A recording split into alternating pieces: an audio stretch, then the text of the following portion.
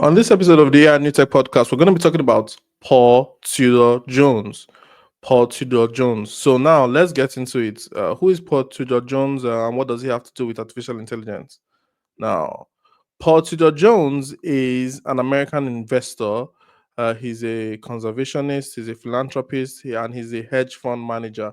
I think he started his hedge fund in 1980. Wow, he's 70 years old. He was born in 1954. His net worth is $8.1 billion. So he's a billionaire. So, having said that, his children, Caroline Jones, Jack Jones, and all of that. So, let's get into why we're talking about Paul Tudor Jones on an AI New Tech. So we're talking about Paul Tudor Jones. So I've decided to talk about Paul Tudor Jones and give you like his background because of this clip and this interview that he did on CNBC. So let's get into the exact clip itself. Special guest right here at the NASDAQ to discuss the economy, markets. So we're joined by a very special guest right here at the NASDAQ to discuss the economy, markets, and so much more. Legendary investor Paul Tudor Jones is here, founder and chief investment officer of Tudor Investment Corporation. And he is, of course, the founder and a member of the board of the Robinhood Foundation, which is going to be hosting its annual benefit next week. Always a big night in New York. A lot of money, hopefully, to hopefully raised. We're going to raise $75 million. Well, we're going to talk about that in just a minute. But let's talk markets first. I was going to ask you about the stock market itself, but then you just said something to me which makes me a little bit nervous, which is you're focused less on that right this moment than you are about artificial intelligence. What do you mean? Well, let me just say, I was minding my business. I went to this tech conference about 2 weeks ago out west, and I just want to share with you what I learned there, Chatham House rules, so we can talk about the content. So it was a small one, 40 notables, but real notables, like household names that you would recognize, the leaders in finance, politics, science, tech. And they had a variety of panels. I was on one on capitalism. There was a tech panel that had 4 of the leading modelers of the AI models that we're all using today. So it'd be persons 1 through 5 of each of those 4 models. And the quick 3 takeaways from that are, 1, wow, AI can be such a force for good. And we're going to see it immediately in both health and education very quickly. It's going to be fantastic. That's the good news. 2, the neutral news. So everybody, and here again, so the good news is that AI is going to be a force for good. It's going to change the world. It's going to make the world a better place in that sense. And the only way you're able to partake or be able to take advantage of that opportunity is if you learn about artificial intelligence, if you start studying, you start getting involved in the field of artificial. I'm not saying that you should become a tech nerd or anything, but you need to start understanding the concepts in AI, the layman concepts in AI, so that you start understanding how to interact with these AI models. Now, you could go through the older videos or other episodes of this podcast where I define to you the concept in artificial intelligence. I talk to you about what is AI distillation. I explain to you what is emerging properties in artificial intelligence. I explain to you what the black box phenomenon is in AI. I explain to you what an AGI means, what artificial general intelligence means. I explain to you what AI means in itself. The very, very first episode, we're going to the meaning of AI, right? So now I'm just giving you those definitions on the layman basis so that anybody could possibly understand these definitions of artificial intelligence and these concepts in AI. That way, you're able to begin to compete in this new world. So that's one thing I'll definitely say. So the benefits are going to be accrued. There's going to be value accrued, but that value is going to be only available. So it's only going to be available for the people that are already invested in artificial intelligence. So when I say invested, I don't mean necessarily monetarily, but I'm saying people that have invested the time, energy, and focus into learning about these AI concepts. So if you want to learn about these AI concepts, just see a previous episode of this podcast and you're going to learn those concepts, and I'm going to explain those concepts to you in detail. So let's go back to the clip. These models are increasing in their efficiency and performance between, on the very low end, 25%, on the high end, 500%. 500%. These models are increasing on the low end, 25%. That's huge. On the high end, on the high end, these models are increasing in potential and in capabilities by 500%. So now, what that means is that these models are learning very quickly. These models are progressing and learning very quickly. And what does that mean to you? So why should you care, right? That would be if I was watching from the other side of the screen right now, I'll say, why should I care? Why should I bother? Why you should care is because every single thing that you do, every single thing that you do is called an economically viable task. And an economically viable task is a fancy word for a job. So every single thing you do as a human being that involves your intelligence as a job can be replicated with machine intelligence or with machine learning or with machines that can actually learn and acquire skills and do these things and carry out this task. Now, that's just one flip of the equation. How about I tell you this, explain it to you like this? If somebody told you that a group of aliens from another planet just landed on Earth right now, they just landed and they are 50 miles away on the coast and they're 50 miles away from where you are physically located right now. And these aliens, not only have they just landed on Earth, they are learning and they are learning quickly and they are learning. Their learning potential grows by 25% to 500% on some ends. And they don't necessarily hate you, like you, or love you, but they're just growing in their intelligence, they're growing in their capabilities, and they are learning so quickly, even faster than you. And one thing that you also hear in this whole story is that some companies are even looking to hire these aliens to start doing certain jobs. How would you react to that? Imagine that was a news story right now, and these aliens are so smart that companies are deciding to hire them. How would you react to that? That's exactly what's happening with artificial intelligence, right? But now, not only do companies have access to these AI models, but the individual has access to these AI models. Now, that's where the concept of AI distillation now is also a big game changer, because the AI distillation factor makes like creates a level playing field for almost everybody. So it's one of those times where, yeah, even multi-billion dollar organizations are afraid, and the average individual should be concerned. But let's go into exactly what happened in this AI conference that Paul Tudor Jones went to. Every 3 or 4 quarters. So it's not even curvilinear. It's a vertical lift in how powerful artificial intelligence is becoming. Right.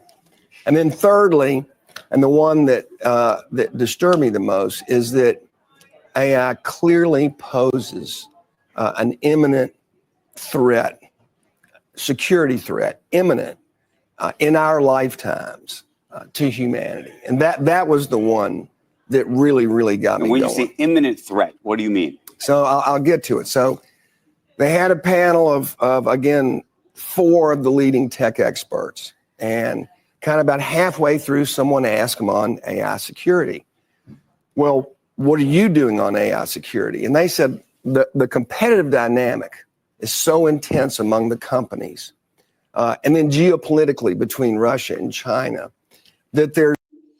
So again, I have alluded to this in a previous episode of this podcast, but I alluded to this idea or this concept, and it doesn't take a soothsayer to figure this out or a genius to figure this out.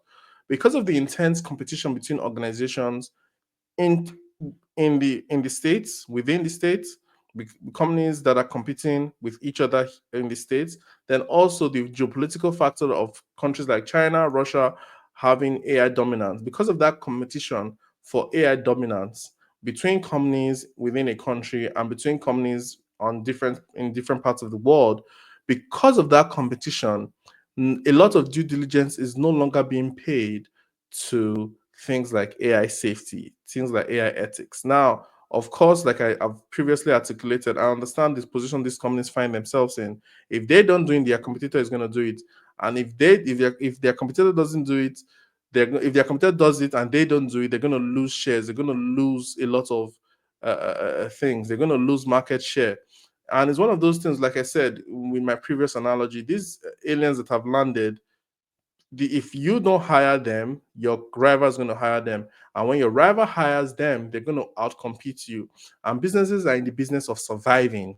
A business is in the business of surviving. So am I even faulting these companies for going down this route? Not at all. But what I am saying is that because of the competition, AI safety is no longer a big deal for these AI companies, because these AI companies are releasing models almost like every week, if not almost every day. Improvements, upgrades to these AI models. So it's one of those things where you cannot overstress this point enough. It doesn't take a soothsayer to have understood that this the way these AI models are being released, they cannot possibly be paying as much due diligence and as much concerns or paying as much attention to safety and all these different things. And again, I understand where these companies are coming from. I understand why they are doing what they are doing. Now, it's one of those things where one could argue, well, let there be another approach, or they should come together. But I think the one way forward is for the private sector to come together to come up with some sort of AI ethics task force between these companies. But again, the nature of competition and capitalism, would that really even happen? Would that be efficient? So it's one of those questions where there are more. The more you try to solve the problem, the more questions arise, and the more concerns arise by your trying to even solve the actual problem. So let's go on and hear what he has to say. There's no agency, no ability to stop and say, maybe we should think about what actually we're creating and building here. You know that moment in the movies where the scientists are doing what they're not supposed to do that causes a problem later? Yeah, that's the moment we're in right now in real life. And so, and the follow-up question is, well, what are you doing about it? And he said, well, I'm buying 100 acres in the Midwest. I'm getting cattle and chickens, and I'm laying in provisions. For real? For real. For real. And that was obviously a little disconcerting. And then he went on to say, I think it's going to take an accident where 50 to 100 million people die to make the world take the threat of this really seriously. Well, that was what?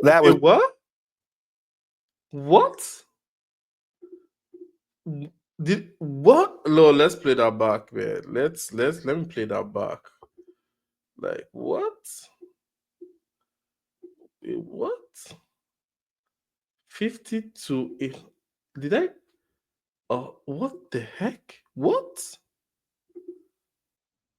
Like 50 to 100 million people die by accident from AI for us to take this seriously? Wait, let's just hear him say that again.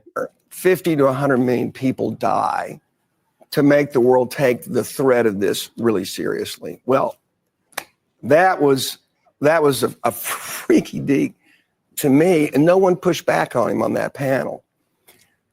So somebody says it's going to take 50 to 100 million people to die by accident from AI, and nobody on the panel pushed back and said, no, it's not going to take that for us to actually regulate and make sure that AI models are safe. Okay, gotcha. Yeah.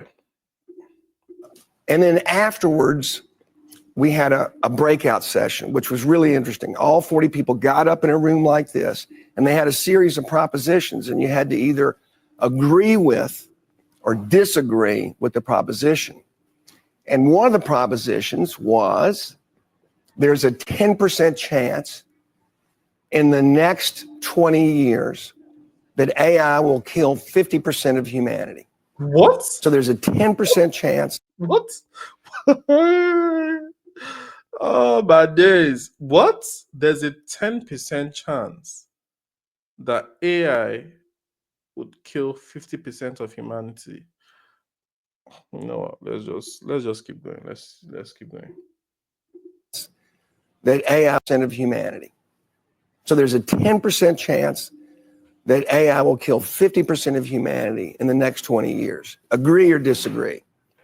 So I'd say the vast majority of the room moved to the disagree side. I had just heard Joe Rogan and Elon Musk 2 months ago, where Elon Musk said, there's only a 20% chance that AI can annihilate humanity. Now I know why he wants to go to Mars, right? And so about 6 or 7 of us went to the agree side, and I'd gone there because of what I'd heard Elon Musk say, who's maybe the most brilliant engineer of our time. All 4 modelers were on the agree side of that. All 4 of the leading developers of the AI models were on that side. And so this is where it gets interesting. So the people that actually make AI, so there are people that are actually making the AI. The people that actually make the AI agreed that there's actually a 10% chance that this model in the next 20 years take out 50% of humanity. So what's the current world population? I think the current world population stands at about current world population, let's check that out, stands about 7 billion current world population. When whoa, 8 billion. I remember when I was young, the world population was about, when I started taking notes of the world population, I think when I was young, the world population was about 6 billion people. Now, as of 2023, it's estimated that we have a population of 8.062 billion people worldwide. So now let's extrapolate further. If it says there's a 10% chance that AI takes out 50% of humanity, so that means there's a 10% chance that AI by mistake or however it happens can take out 50% of the world population, which is about approximately about 4 billion people. That's one of those where they say let that sink in. 4 billion people, and this is coming from a billionaire. And this is not, so the reason why I went through the resume or somewhat of the resume of Paul Tudor Jones is because he's not an alarmist. He's a hedge fund manager. He's 70 years old. He's a billionaire. Like he has all these accolades. He's started his hedge fund back in the 1980s. So he's not one of those kind of people that would just say this kind of thing for saying sake. And another thing that is also worth noting is that as a billionaire and a hedge fund manager and such a big player, he has access to rooms that a lot of people, a lot of us don't have access to. And he's coming to say one of the things some of the things that he learned. He's only possibly even saying the things he can't say. He probably can't even say every single thing that happened in our meeting in public. So just keeping all of those facts in mind, let's just hear him conclude this whole take. Then we debated. Then the 2 sides got to debate. And one of the modelers says to the disagree side, if you don't think there's a 10% chance, as fast as these models are growing and how quickly they're commoditizing knowledge, how easily they're making it accessible, that someone couldn't biohack, because that's where the real weakness is. A weapon that could take out half of humanity. I don't know. 10% seems reasonable to me. Okay, so thank you for bringing us this great news over breakfast. No. Can I just say, I'm not a tech expert. I'm not. Right. But I've spent my whole life managing risk. That's why I'm here today, is because I'm as good as there is on macro risk management. And we just have to realize, to their credit, all these folks in AI are telling us we're creating something that's really dangerous. It's going to be really great too, but we're helpless to do anything about it. That's, to their credit, what they're telling us. And yet we're doing nothing right now. And it's really disturbing. Hold on, before you pay for. So again, so a lot to unpack there, but I'm not gonna like overly go through every single thing he said, but you heard it directly from a billionaire talking about the threat that artificial intelligence poses. Now, because of the potential benefits, does it outweigh the threats?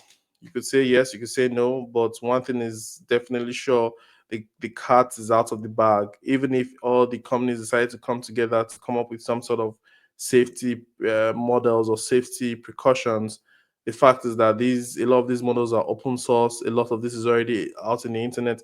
Even if all the companies decide to stop any of this production, it's already out in the on the internet, and people are everywhere around the world, especially with the people technical know-how, are already going to keep on doing what they're going to keep on doing. So what's my take? This is not to scare you, but to prepare you for the future. Anything is possible. The future is still very bright, because think about it from this perspective. This is just still 10%. Now there's a 10% chance that humanity can lose 50% of the population, but there's a 90% chance that AI can also turn the world into utopia, or at least for utopia for those people that have actually learned how to assess the value accrued by artificial intelligence. So it's one of those things where there's the yin and yang. I would guess that's the kind of way we've always lived our lives as human beings. When the Wright brothers were creating the airplane, they immediately could imagine a world where the airplane was used as a fighter jet and was used for wars. So and now, can we really begin to calculate the people that have been killed by fighter jets or by planes worldwide? So it's one of those things where with every new technology, this is going to be an issue. But one thing out there is this: you need to pay attention to this technology. You need to be involved from the perspective of at least understanding what people mean when they talk about an AI model, or talk about AI distillation, or talk about how to properly prompt an AI model. You need to begin to really understand these concepts, right? That's why I'm going through the series of 101 reasons why you should care or pay attention to artificial intelligence. But having said all of that, you could go through previous episodes of this podcast, of this YouTube channel, of this podcast episodes, where I explain in details a lot of these AI concepts. And that's the whole reason why I started this whole podcast journey in the first place, to kind of educate people about the concepts within artificial intelligence, so that the layman has a fighting chance in this world. Because another thing is that you heard what he said. He talked about the idea that these AI models are becoming a commodity. And because they're becoming a commodity, everybody has access to them. And that access is wherein some of the danger actually lies. So, having said all of that, my name is Wealth Alabi, and this is another episode of the AIandNewTechPodcast. If you've gotten any value from this experience, please like, share, and subscribe. Cheers.